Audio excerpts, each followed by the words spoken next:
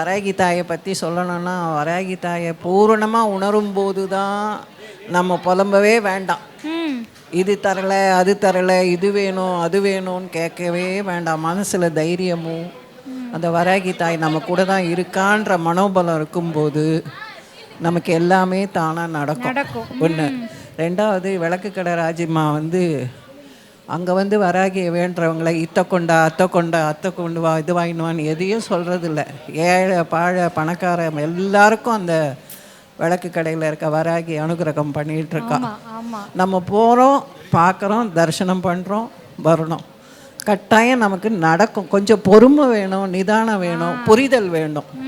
புரிதல் வரும்போது தான் நமக்கு கட்டாயம் வராகி எல்லாத்தையும் செஞ்சு கொடுப்பா. ஒரு சின்ன விஷயமானாலும், ஒரு நாள் பஞ்சமிக்கு நான் எல்லாம் வாங்கிட்டு வந்தேன், வெள்ளிக்கிழங்கு வாங்க மறந்துட்டேன். உடனே பூஜைக்கு ரெடி பண்ணிட்டுறேன். அப்போ பார்த்தா பெல் அடிக்கிறாங்க.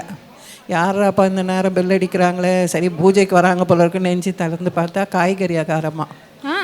என்னம்மா அப்படின்னு, பூஜை இருக்குமான்னு.